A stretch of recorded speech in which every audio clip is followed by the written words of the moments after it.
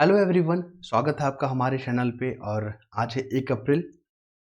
हम लोग महत्वपूर्ण न्यूज़ को यहाँ पर कवर करेंगे जो कि एग्ज़ाम के लिहाज से बहुत महत्वपूर्ण होता है और जो कि एग्ज़ाम में आने की पूरी संभावना है। ठीक है, एक छोटा सा इन्फॉर्मेशन है कि 15 अप्रैल से 22 अप्रैल तक जो है हमारा वीडियो हो सके तो नहीं आ पाएगा, क्योंकि थोड़ा सा शेड्यूल बिजी होने के कारण हम लोग जो है वीडियो को रिकॉर्ड नहीं कर पाएंगे। तो आप लोग जो है घबराएंगे नहीं। उसके बाद 22 तारीख के बाद हम लोग कंटिन्यू करेंगे। एक और है कि हमारे जो जो वीडियो होता है उन पे बहुत सारे व्यूअर का उन पे रिएक्शन होता है, जिनमें से महत्वपूर्ण है रंजू जी है यहाँ पे, प्रेरणा मयंक जी है यहाँ पे, फिर है संगीता कुमारी, गोल्डी कुमारी। इन्होंने जो है अपना रिएक्शन दिया है, प्रतिक्रिया दिया है, जो हमें बहुत अच्छा लगता है। ठीक है, और उनका जो फीडबैक है उनको हम लोग क्या करते हैं, कंसिडर करते हैं। ठीक है, चलिए स्टार्ट लेते हैं हम लोग। आज महत्वपूर्ण टॉपिक में देखेंगे। यहाँ पे देख रहे हैं विपक्ष के सारे नेता, ये तमाम नेता देख रहे हैं, भीड़ कितना हो गया यहाँ पे। ये विपक्ष के नेता लोग हैं। कौन है पता नहीं चल रहा, किसका चेहरा है पता नहीं चल रहा इसमें। ठीक है, खैर तो इन्होंने बोला है कि लोकतंत्र और संविधान को बचाने के लिए एकजुट होगा विपक्ष। कुल मिलाकर क्वेश्चन कहाँ से पूछता है, लोकतंत्र को लेकर। ठीक है, देखिए लोकतंत्र और संविधान को लेकर आपको बताते चले, हमारी संविधान जब बना था ना तो लोकतंत्र उसमें जो है उल्लेख था। लोकतंत्र जो है उल्लेख था। 26 जनवरी 1930 को हमारा जो है संविधान लागू हुआ था।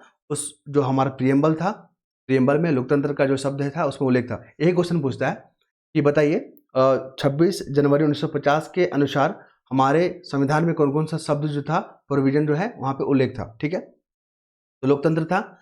और यहाँ से संविधान से पूछता है कि संविधान जो हमारा बना है, ये संविधान जो हमारा बना है कब बना है, 26 नवंबर को, माफ कीजिएगा 26 नवंबर और 1949 को हमारा अडॉप्ट किया गया था संविधान को। और लागू कब किया गया था, 26 जनवरी 1950 को। ठीक है, संविधान को बनने में जो है 2 वर्ष 11 माह और 18 दिन लगे। ये तमाम फैक्ट जो स्टेट पीसीएस में बहुत बार पूछा गया है। ठीक है, मैंने इसलिए जिक्र कर दे रहा हूँ वहाँ पे। संविधान जो बना था हमारा, संविधान सभा के द्वारा बना था। और जो संविधान सभा है ना, देखिए महिला को लेकर बहुत न्यूज़ में है, तो महिलाओं का सारे कॉन्सेप्ट को यहाँ पर देखेंगे, महिलाओं से जुड़े तमाम इन्फॉर्मेशन को देखेंगे। क्योंकि आपने पता है नारी शक्ति वंदना अधिनियम जो है पास किया गया है। ठीक है, जिसमें कि 33% जो है महिलाओं का रिजर्वेशन होगा। उसी में ध्यान रखिएगा, जो संविधान सभा था ना हमारा, उसमें 15 महिला थी। कितने फीमेल मेंबर थे, 15 महिला। ये फैक्ट को याद रखिएगा, बहुत महत्वपूर्ण है। तो लोकतंत्र जो है, हमारा संविधान जब लागू हुआ था ना, तब से लोकतंत्र जो है वहाँ पे था। लोकतंत्र का मतलब क्या होता है, यहाँ पे जो शासन होगा ना, जनता करेगी। ठीक है, जनता द्वारा होगा, ना कि कोई राजशाही करेगी। जैसे कि आप ब्रिटेन में देख रहे हो, वहाँ पे राजतंत्र चलता है, वहाँ पे राजा रानी करके कॉन्सेप्ट है। लेकिन भारत में ऐसा नहीं है, यहाँ लोकतंत्र है। ठीक है, चलिए आगे बढ़ेंगे हम लोग। तो यहाँ पर देखने को मिलेगा, देखिए ये है दिल्ली के मुख्यमंत्री की पत्नी। ठीक है, केजरीवाल की वाइफ है ये। क्या नाम इनका, इनका नाम है सुनीता केजरीवाल। इन्होंने कहा कि चुनाव जीते तो दिल्ली को पूर्ण राज्य का दर्जा देंगे। ठीक है, अगर चुनाव जीते तो। क्वेश्चन फ्रेम यहाँ से नहीं करेगा, कौन विपक्ष क्या बोल रहा है मतलब नहीं है। यहाँ पर देखिए पूर्ण राज्य को लेकर, दिल्ली अभी कंप्लीट राज्य नहीं है, याद रखिएगा, दिल्ली जो है कंप्लीट राज्य नहीं है। क्यों, क्योंकि राज्य का जो सब्जेक्ट होता है ना, जैसे कि लॉ एंड ऑर्डर को लेकर, है ना, फिर आपका भूमि सुधार को लेकर, भूमि से जुड़े कानून हो गया, पुलिस हो गया, ये सब क्या है, आपके स्टेट के सब्जेक्ट है। लेकिन भूमि वाला मामला हो गया, पुलिस हो गया, लॉ एंड ऑर्डर वाला मामला हो गया। ठीक है, यहाँ पे जो है केंद्र को पावर दिया गया है। किसको पावर दिया गया, माफ कीजिए, यहाँ पे पब्लिक ऑर्डर, पब्लिक ऑर्डर। ठीक है, तो ये 3 सब्जेक्ट है ना जो कि स्टेट का सब्जेक्ट है। लेकिन दिल्ली के मामले में, क्योंकि दिल्ली तो स्पेशल राज्य में आ जाता है, स्पेशल कंडीशन यहाँ पे, तो यहाँ पे भूमि को लेकर, पुलिस को लेकर और पब्लिक ऑर्डर को लेकर यहाँ पे केंद्र को पावर मिला हुआ है। केंद्र कानून बनाएगी यहाँ पे। वहाँ का दिल्ली पुलिस देख रहे हैं ना, तो दिल्ली पुलिस क्या होता है, पुलिस क्या होता है, राज्य का सब्जेक्ट होता है ना। जैसे झारखंड में अपना झारखंड पुलिस हो गया, बिहार में अपना बिहार पुलिस हो गया, तो दिल्ली पुलिस जो है केंद्र का सब्जेक्ट हो गया। ठीक है, तो बोल रही है कि जब हम आएंगे सत्ता में तो हम क्या करेंगे, दिल्ली को पूरा कंप्लीट राज्य का दर्जा देंगे। ठीक है, ध्यान रखिएगा। एक और याद रखिएगा, 69 कॉन्स्टिट्यूशन अमेंडमेंट एक्ट जो है ये दिल्ली से जुड़ा हुआ है। ये तमाम फैक्ट जो यूपीएससी में और स्टेट पीसीएस में भर भर के क्वेश्चन पूछा गया है, तो ध्यान रखिएगा, ये टॉपिक महत्वपूर्ण है। आगे चलेंगे, ये हमारे प्रधानमंत्री जी हैं। इन्होंने कहा कि जब हम सत्ता में फिर से वापसी करेंगे, 3rd टेन्योर में आएंगे, तो हम जो है कौन कौन सा कार्य करेंगे, उस पर जो हमारा विचार विमर्श चल रहा है, बहुत जल्दी जो है आपको यहाँ पर देखने को मिलेगा। एक क्वेश्चन यहाँ पे जो है इस आर्टिकल में लिखा गया है, देखिए केंद्रीय आलू अनुसंधान संस्थान, तो केंद्रीय आलू अनुसंधान संस्थान है ना, ये भी जो है वनडे एग्जाम में पूछा गया है, तो ध्यान रखिए ये मेरठ में है ना, तो इंपॉर्टेंट है। क्योंकि अभी आपने देखा होगा झारखंड पीसीएस में जो चावल को लेकर जो अंतर्राष्ट्रीय जो संस्था है वो आपका फिलीपींस में है ना, तो उसी को लेकर क्वेश्चन पूछा गया था। तो इस तरह के क्वेश्चन जो है स्टेट पीसीएस में पूछ लिए जाते हैं। आगे बढ़ेंगे हम लोग, जो महत्वपूर्ण देखने को मिल रहा है, आरबीआई नीतिगत दर को रख सकता है यथावत। जो मतलब नीतिगत दर मतलब वही repo rate, reverse repo rate हो गया, ठीक है, सीआरआर, एसएलआर, इन तमाम जो रेट पे ना क्या करती है, रिव्यू करती है, समीक्षा करती है कि जो इसमें बदलाव करना चाहिए या नहीं करना चाहिए, क्योंकि इन्फ्लेशन को लेकर, स्थिरता को लेकर क्वेश्चन पूछता है। यहाँ से मॉनेटरी पॉलिसी कमेटी को लेकर ये क्वेश्चन पूछा गया यूपीएससी में आपका, मॉनेटरी पॉलिसी कमेटी को लेकर। इसमें 6 मेंबर होते हैं, 3 होते हैं सेंट्रल गवर्नमेंट के और 3 होते हैं आरबीआई के, ठीक है, याद रखिएगा। 3 किसके होते हैं, सेंट्रल गवर्नमेंट के, और 3 होते हैं आपके आरबीआई के। और इसके अध्यक्ष कौन रहते हैं, आरबीआई के अध्यक्ष इसका जो है चेयरशिप करते हैं, ठीक है। चलिए, महत्वपूर्ण है, ध्यान रखिएगा इसको। फिर देखिए भारतीय अर्थव्यवस्था के बारे में यहाँ पे आर्टिकल लिखा गया है। तो भारतीय अर्थव्यवस्था में तेजी बना रहेगा। अभी वर्तमान हमारा भारतीय अर्थव्यवस्था जो है ना 5th लार्जेस्ट है, 5th लार्जेस्ट इकोनॉमी है हमारा, इकोनॉमी, ठीक है, 5th लार्जेस्ट। तो 4 हमसे कौन बड़े हैं, तो अमेरिका, यूएस, जर्मनी और जापान, 4 बड़ा है। लेकिन हम लोग बहुत जल्दी जो है 5th से 3rd लार्जेस्ट जो है बन जाएंगे 2026 तक, ठीक है, 26-27 तक हम लोग बन जाएंगे बहुत जल्द। ये हो गया। साथ में यहाँ पे ये देखिए, ये लो क्वेश्चन पूछा गया, जो अर्थव्यवस्था में 8 प्रमुख जो बुनियादी ढांचा है ना, जिसमें आपका कोयला आता है, विद्युत आता है, उर्वरक आता है, रिफाइनरी आता है, ये तमाम 8 प्रमुख क्षेत्र को याद रखिएगा।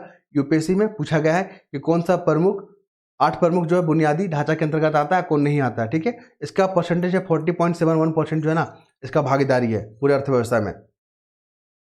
आगे आएंगे तो यूपीएससी का जो 2023 का मेंस हुआ था ना, बिहार वाला जो मेंस हुआ था यूपीएससी का, उसमें इलेक्ट्रिक परिवहन को लेकर पूछ लिया था। आपने फेम योजना के बारे में सुना है ना, ये देखिए फेम योजना, ये क्या करता है, सब्सिडी देता है। अगर आप इलेक्ट्रिक जो वाहन है ना, इलेक्ट्रिक जो वाहन है उसको आप खरीदते हो, उसको आप चलाते हो, ठीक है, उसको यूज करते हो, तो आपको सरकार सब्सिडी देती है फेम योजना के तहत। याद रखिएगा, ये इलेक्ट्रिक वाहनों को प्रमोट करने के लिए इस योजना को लॉन्च किया गया है। यूपीएससी बेस पे कैसे क्वेश्चन पूछे थी इससे कि बताइए, जो यहाँ पे इलेक्ट्रिक वाहन है ना, इलेक्ट्रिक वाहन है वो किस तरह जो है प्रदूषण को कम करने में योगदान देता है। और इलेक्ट्रॉनिक वाहन है वो एसडीजी जो गोल है हमारा 17 को है ना, सस्टेनेबल डेवलपमेंट गोल, उसको प्राप्त करने में किस तरह यह महत्वपूर्ण योगदान कर सकता है, अपना टिप्पणी करें, ठीक है। तो इस तरह का क्वेश्चन पूछा गया है, ध्यान रखिएगा। आगे चलेंगे हम लोग। एक और है कि अगर हमारा तरीका आपको अच्छा लग रहा है तो बहुत लोग तो अपना रिएक्शन दे ही रहे हैं, फीडबैक देते ही हैं, और भी जो लोग देखते हैं स्किप कर देते हैं। प्लीज आप लोग स्किप ना करें, आप लोग अपना रिएक्शन जरूर दें, ठीक है। फिर हम लोग आगे बढ़ेंगे तो यहाँ पर देखने को मिल रहा है हथियार सौंपने पे देरी कर रहा आतंकी समूह। देखिए यहाँ पर जो संघर्ष विराम का जो समझौता हुआ था, कहाँ, मणिपुर में, वहाँ पे एक आतंकी संगठन था, क्या नाम था उसका, यूनाइटेड नेशनल लिबरेशन फ्रंट।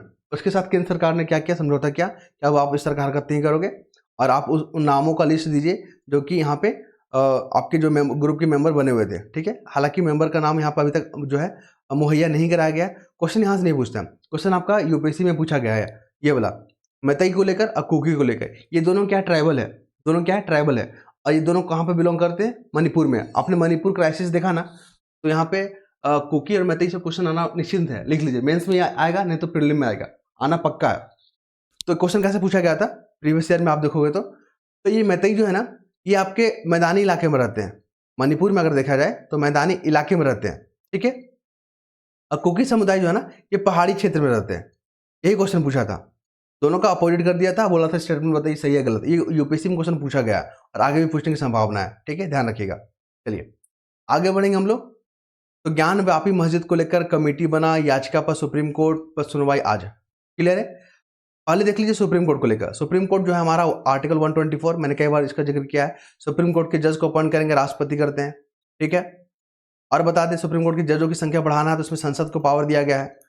अगर सुप्रीम कोर्ट के जज को हटाना है तो यहाँ पे संसद की भूमिका हो जाती है, याद रखिएगा। और देख लीजिए यहाँ पे जब फाइनेंशियल इमरजेंसी लगता है तो उनका सैलरी भी कट हो जाएगा, सिर्फ राष्ट्रपति का सैलरी कट नहीं होता। ये महत्वपूर्ण फैक्ट हम लोग बार बार रिपीट कर रहे हैं क्योंकि क्वेश्चन पूछा गया है यही वाला। और बता दें आपको यहाँ पे कॉलेजियम सिस्टम का नाम आपने सुना है। यहाँ पे कॉलेजियम सिस्टम जो है, कॉलेजियम जो सिस्टम है वो नाम का सिफारिश करती है कि कौन जो है जज बनेंगे, अगला जज बनेंगे, ठीक है, याद रखिएगा। और सुप्रीम कोर्ट के जज को लेकर जो न्यूनतम जो वर्ष है ना, ईयर होता है ना, उसका कोई उल्लेख नहीं है, ठीक है, कोई न्यूनतम एज नहीं है। बस आपको जो है 10 साल का यहाँ पे जज होना होगा हाई कोर्ट में, ठीक है, या 10 साल का प्रैक्टिस किए हैं आपने, 10 साल का प्रैक्टिस किए हो, आप एडवोकेट रहे हो, या तो 5 साल तक आप क्या कर रहे हो, जज रहे हो हाई कोर्ट में, ठीक है। तो ये दोनों क्राइटेरिया होना चाहिए, तब जाके आप जज बन पाओगे यहाँ पे। और आपको बता दें यहाँ पे अब टोटल जो है 34 जज है सुप्रीम कोर्ट में, 34 पहले, जिसमें से एक आपके CJI हैं, चीफ जस्टिस ऑफ इंडिया, ध्यान रखिएगा। और आपको बता दें यहाँ पे और कुछ महत्वपूर्ण फैक्ट यहाँ पे जो कि एग्जाम में पूछे गए, मुझे याद नहीं आ रहा, अगर आता तो मैं आपको रिकॉल करवाता हूँ। दूसरा क्वेश्चन देख लीजिए यहाँ पे, भारतीय पुरातत्व सर्वेक्षण आर्कियोलॉजिकल सर्वे ऑफ इंडिया, ये क्वेश्चन यूपीएससी में पूछा गया है। बोला है कि जो भारतीय पुरातत्व सर्वेक्षण है ना, ASI, वो किस मंत्रालय के अंतर्गत आता है, तो संस्कृति मंत्रालय के अंतर्गत आता है, ठीक है, याद रखिएगा, संस्कृति मंत्रालय के अंतर्गत आता है। और ये जो आर्कियोलॉजिकल जो सर्वे बना है ना, 1861 में बना था। आप डलहौजी का नाम सुने हो ना, उसके कार्यकाल में बना था ये, ठीक है। तो ये भी हिस्ट्री से जुड़ा हुआ फैक्ट है, एग्जाम में पूछे गए हैं, ध्यान रखिएगा।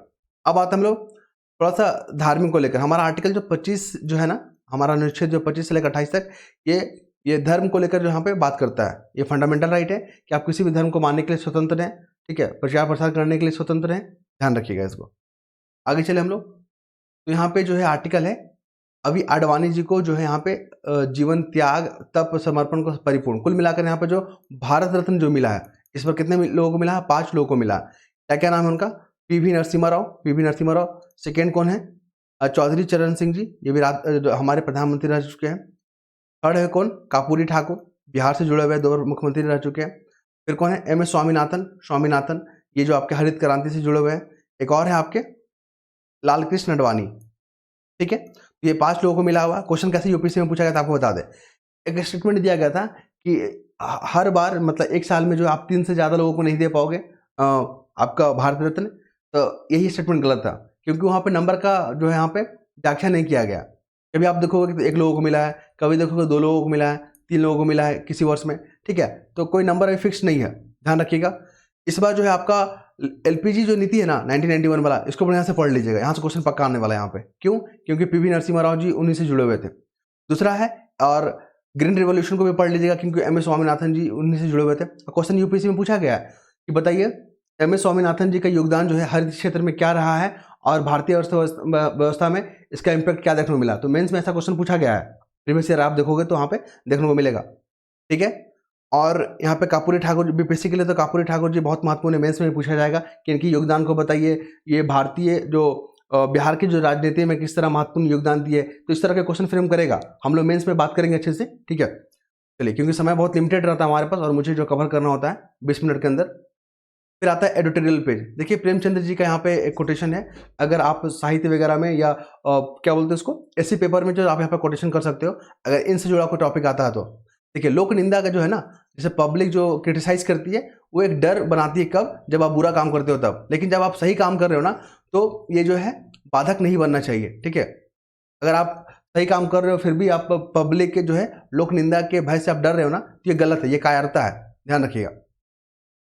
मुझे एक और कोटेशन याद आ गया गांधी जी का। गांधी जी जो है अहिंसा को प्रमोट करते थे ना, अहिंसा को। लेकिन बहुत लोग गांधी जी को क्रिटिसाइज करते हैं कि वो अहिंसा को लेकर जो है मतलब वो कायरता। लेकिन जब कायरता के पर बात किया गया था, गांधी जी ने बोले थे कि अगर मुझे कायरता, ठीक है, और मुझे हिंसा में अगर चुनना होगा ना किसी दोनों में से, तो मैं हिंसा को चुनूंगा, कायरता नहीं, याद रखिएगा, ठीक है। तो अहिंसा का मतलब जो गांधी जी का वो डरफोक वाला ऐसा कुछ नहीं था, ठीक है, या हम लोग कायरता वाला ऐसा कुछ नहीं था, क्योंकि हम लोग उसको टूल बनाए थे। गांधी जी का ये कोटेशन आपको देखने को मिलेगा आगे। चलिए, सबसे पहला कि अमन का रास्ता, यहाँ पे बात किया गया है रसिया यूक्रेन को लेकर। यहाँ पे पहले प्रीलिम फैक्ट देख लीजिए, मैं इसका क्वेश्चन बता देते कैसे पूछेगा। देखिए रसिया और यूक्रेन का युद्ध जो है ना, ग्लोबल जो स्थिति है, वैश्विक स्थिति में जो सप्लाई चेन में किस तरह प्रभावित किया, भारत को किस तरह इंपैक्ट किया, अपने प्रभाव लिखिए। साथ ही बताएगा कि इस संघर्ष को जो है रोकने में भारत ने क्या क्या प्रयास कर रहा है, आप टिप्पणी करें। तो इस तरह का जो है मेंस में क्वेश्चन फ्रेम करेगा, ठीक है, ध्यान रखिएगा। प्रीलिम को देख लीजिए, यहाँ क्या पूछेगा। तो रसिया यूक्रेन के बीच में जो यहाँ पे युद्ध चल रहा है, संघर्ष चल रहा है, वो सप्लाई चेन को बहुत प्रभावित किया है, ठीक है, भारत को भी इफेक्ट किया है और अन्य देशों को भी प्रभावित किया है। आपका क्वेश्चन कैसे यहाँ पे बनता है कि अभी यूक्रेन में जो भारतीय फंसे थे ना, उसको सुरक्षित जो भारत लाया गया था ऑपरेशन गंगा के द्वारा, याद रखिएगा, ये क्वेश्चन पूछा गया है, पहला फैक्ट हो गया। दूसरा देख लीजिए, क्यों युद्ध हो रहा है रसिया यूक्रेन में? तो यूक्रेन जो बोल रहा है ना कि हम नाटो का मेंबर बन जाएंगे, और रसिया बोल रहा है कि तुम अगर इसका बनो ना मेंबर तो फिर तुमको खत्म ही कर देंगे हम, ठीक है। इसलिए यहाँ पे संघर्ष चल रहा है। तो भारत यहाँ पे जो है भूमिका निभा रहा है, मध्यस्थता का शांति फॉर्मूला यहाँ पर दिया भारत ने कि आप लोग जो है मिलजुल कर बातचीत करें, ये आपसी मामला आप लोग दोनों का इंटरनल मैटर है, आप इसको अच्छे से सॉल्व करें, ठीक है। ये हो गया। थर्ड देख लीजिए यहाँ पे नाटो के बारे में थोड़ा क्वेश्चन पूछा गया। नाटो में अभी वर्तमान में 32 मेंबर है। कितना? 32 मेंबर। अभी हाल में कौन जुड़ा है? स्वीडन जुड़ा है, और फिनलैंड भी इसका मेंबर बन चुका है, फिनलैंड, ठीक है। याद रखिएगा ये दोनों फैक्ट आने वाले एग्जाम में बहुत महत्वपूर्ण है। ये हो गया। साथ ही आपको बता दें 1949 में बना था नाटो। इसका हेडक्वार्टर कहाँ है? ब्रुसेल्स, ठीक है। चलिए आगे देख लेते कुछ और महत्वपूर्ण फैक्ट। नहीं तो मेंस का प्रीलिम का मैंने आपको बता दिया। अब आ जाए यहाँ पे मुक्त व्यापार को लेकर, फ्री ट्रेड एग्रीमेंट को लेकर। अभी जो है ना भारत ने EFTA, यूरोपीय फ्री ट्रेड एग्रीमेंट, जो कंट्री है ना इसमें 4 कंट्री है, ठीक है। 4 कंट्री कौन कौन सा देख लीजिए यहाँ पे। पहले आपको बता देते प्रीलिम में कैसा क्वेश्चन पूछेगा। 4 जो है यहाँ पे EFTA जो है ना यूरोपियन यूनियन का हिस्सा नहीं, याद रखिएगा। जो आप हम लोग जो शब्द यूज कर रहे हैं ना EFTA, तो यूरोपियन में ये यूरोपीय यूनियन का मेंबर नहीं है। यूरोपियन यूनियन में कितना मेंबर है? 27 मेंबर है ना, तो इसमें 4 कंट्री मेंबर नहीं है। इसमें स्विट्जरलैंड है आपका, ठीक है, आइसलैंड है, मैंने यहाँ पर हाईलाइट किया था, देखिए आइसलैंड, स्विट्जरलैंड, नॉर्वे और लिंकनस्टाइन, ये 4 कंट्री है जो कि यूरोपीय यूनियन का मेंबर नहीं है। तो क्वेश्चन फ्रेम करने की पूरी संभावना है, अलर्ट रहिएगा यहाँ पे, ठीक है। आपको बता दें तो यहाँ पे आरसेप भी न्यूज में आ गया। 2020 में न्यूज में आया था RCEP, regional comprehensive economic partnership, जो है ना आरसेप, इसका फुल फॉर्म याद रखिएगा, बीपीएससी में पूछ सकता है। और ये 2020 में आया था, भारत इसका मेंबर नहीं बना था। क्यों? क्योंकि उस समय जो भारत की जो स्थिति था ना, राजनीतिक जो अपना सामाजिक स्थिति और हमारा आर्थिक स्थिति था वो सही नहीं बैठ रहा था, इसलिए भारत जो इस समझौते से बाहर हो गया था, ठीक है। यह उस समझौता में इंटर नहीं किया था। आपको बताते चले यहाँ पे वैश्विक चुनौती अगर पूछेगा कि ग्लोबल चैलेंजेस क्या है, तो अभी जो है आप देखा इजराइल और हमास के बीच में जो युद्ध चल रहा है, ठीक है। पहला हो गया रशिया यूक्रेन वार देख रहा आपने, फिर वैश्विक जो सुस्ती देख रहा आपने। ये तीनों जो है ना वैश्विक चुनौती बना हुआ है, मेंस में बहुत काम आएगा आपको। बोला कि अभी हाल में ही जो है वैश्विक चुनौतियां उभर के आई है, आप अपना बताएं, तो क्लाइमेट चेंज भी डाल दीजिएगा उसमें, ठीक है। ये तमाम जो है आपका वैश्विक चुनौतियां हैं, इससे भारत पे क्या इम्पैक्ट पड़ा है और भारत इससे निपटने के लिए क्या क्या प्रयास किया, ये सब मेंस में क्वेश्चन ऐसे ही पूछता है, ठीक है। तो मैं यहाँ पे बता देता हूँ, यहाँ पे समय बहुत लिमिटेड रहता है, इसलिए थोड़ा ज़्यादा डिस्कस नहीं कर पा रहे हैं हम लोग। इसके बाद हम लोग देखेंगे, देखिए भारत ने फ्री ट्रेड एग्रीमेंट जो है ना अभी ऑस्ट्रेलिया के साथ भी किया हुआ है, ठीक है, और UAE के साथ भी किया हुआ है। अब हमारा EFTA के साथ भी हो जाएगा, और बहुत सारे देश जो है ना यहाँ पे आ रहे हैं, ओमान, ब्रिटेन, कनाडा, दक्षिण अफ्रीका, अमेरिका, इजराइल, बोल रहा है भैया अब हम मेरे साथ भी अब आप लोग फ्री ट्रेड एग्रीमेंट कीजिए। इससे क्या होगा? फायदा क्या होगा? भारत में FDI आएगा, टेक्नोलॉजी आएगा, रोजगार बढ़ेगा, ठीक है। इसके फायदे ये सब देखने को मिलेगा। हमारा एक्सपोर्ट बढ़ेगा, ठीक है। एक्सपोर्ट बढ़ेगा तो हमारा रेवेन्यू जो है ना, फॉरेन एक्सचेंज रिजर्व है हमारा, वो बढ़ेगा। तो भारत एक जो है ना डेवलप कंट्री बनना है 2047 तक में। क्या बनना है? 2047 तक। तो उस दिशा में आप इसको जो है लिंक करके आंसर लिख सकते हो यहाँ पे। चलिए आगे बढ़ेंगे हम लोग।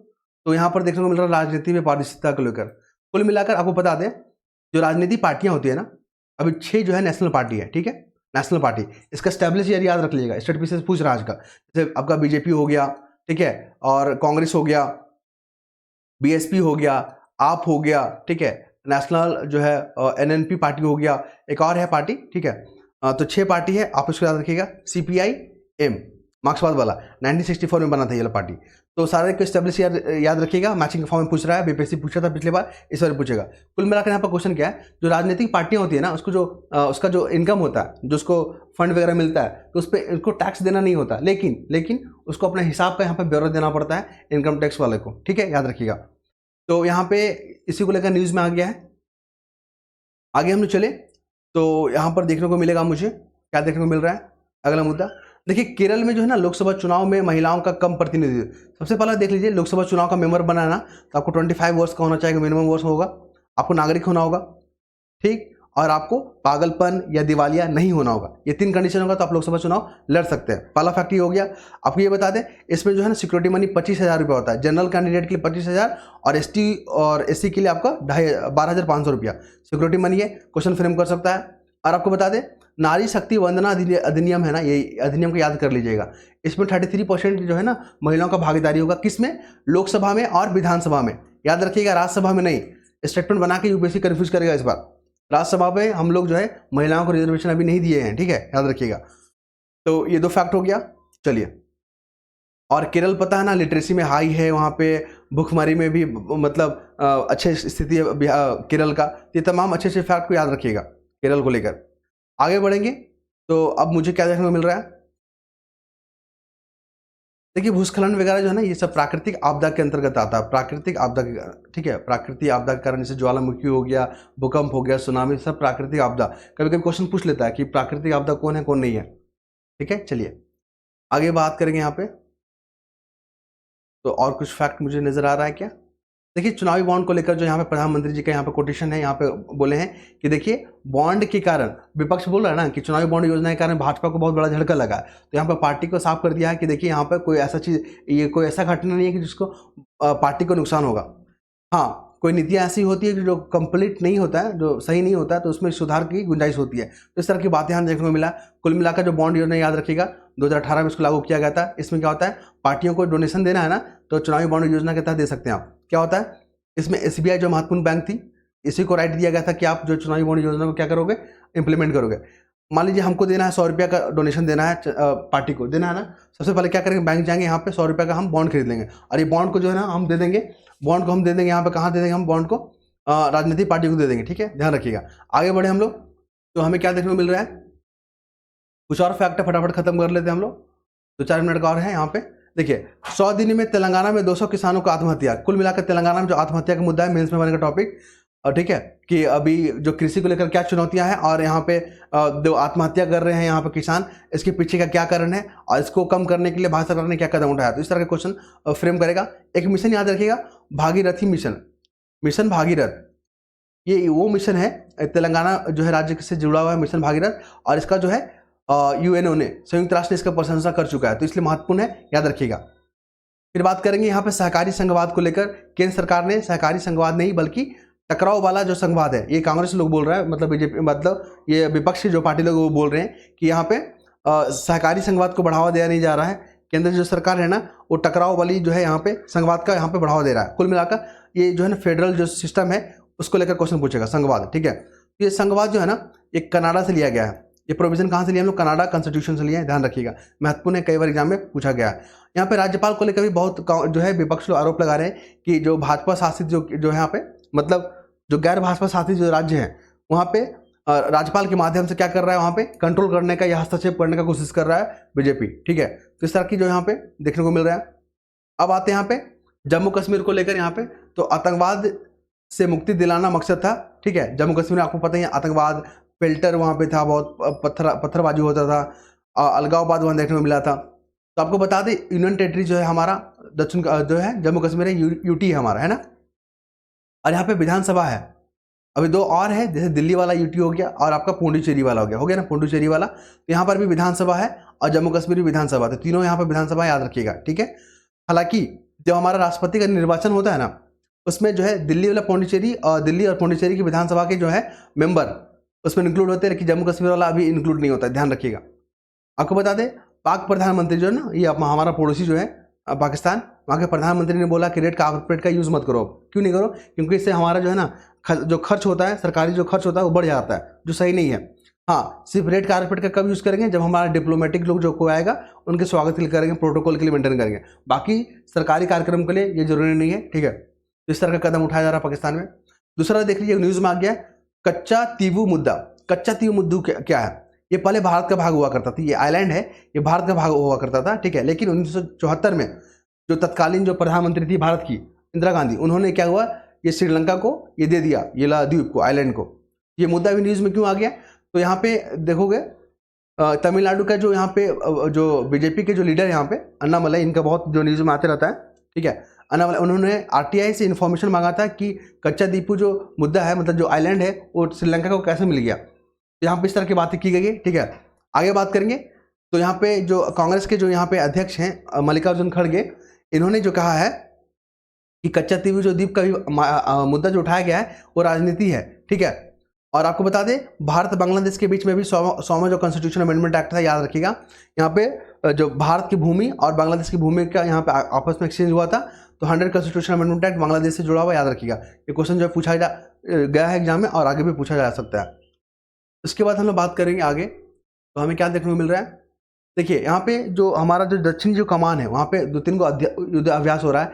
थल सेना, वायुसेना, जल सेना तीनों मिलकर जो आपस में कोऑर्डिनेशन करके यहाँ पे अभ्यास कर रही है, जैसे कि एकीकरण को लेकर, तालमेल बैठाने को लेकर, ताकि आपात स्थिति में निपटा जा सके। तो उस अभ्यास का याद रखिएगा। भारत शक्ति जो है अभ्यास है, और दूसरा क्या है, त्रिशक्ति। एक है त्रिशक्ति अभ्यास और भारत शक्ति अभ्यास। ये दोनों जो अभ्यास है ना, अपना सेना का ही आपस में मिलजुल कर किया गया अभ्यास है। ठीक है, चलिए अभी देखते हैं संस्कृत भाषा को लेकर। भारत और नेपाल ने एक समझौता किया कि संस्कृत भाषा को लेकर, पुनरुद्धार को लेकर, इसके विकास को लेकर हम लोग काम करेंगे, प्रस्ताव करेंगे। क्वेश्चन यहाँ से भी पूछेगा, संस्कृत जो है ना हमारा जो 8 शेड्यूल है, हमारा जो 8 शेड्यूल है उसमें 22 भाषा है ना, उसमें आपका संस्कृत भी इंक्लूड है, याद रखिएगा। तो महत्वपूर्ण फैक्ट है, और 8 शेड्यूल जो हमारा भाषा से डील करता है, महत्वपूर्ण क्वेश्चन है ये। आगे बात करेंगे हम लोग। तो यहाँ पे मुझे कुछ खास नज़र नहीं आ रहा है, समय 25 मिनट हो गया। और स्पोर्ट्स में तो आप हमारे थाला ही हैं, इनको पता ही है, ये रांची में रहने वाले हैं। महेंद्र धोनी को कौन नहीं जानता, पूरा विश्व जानता है इनको। ठीक है, तो इनके बारे में आप सभी जानते हैं, और मुझे कुछ स्पोर्ट्स में खास नज़र नहीं आ रहा। बस आपसे एक ही रिक्वेस्ट रहेगा कि अगर आपको अच्छा लगता है हमारा कंटेंट तो अपना फीडबैक जरूर दें, कुछ ना कुछ रिएक्शन जरूर देंगे आप हमें, ताकि आपके सुझाव को हम लोग कंसीडर करके आगे की रणनीति में शामिल कर सकें। ठीक है, और फिर कल हम लोग मिलते हैं नए टॉपिक के साथ। धन्यवाद।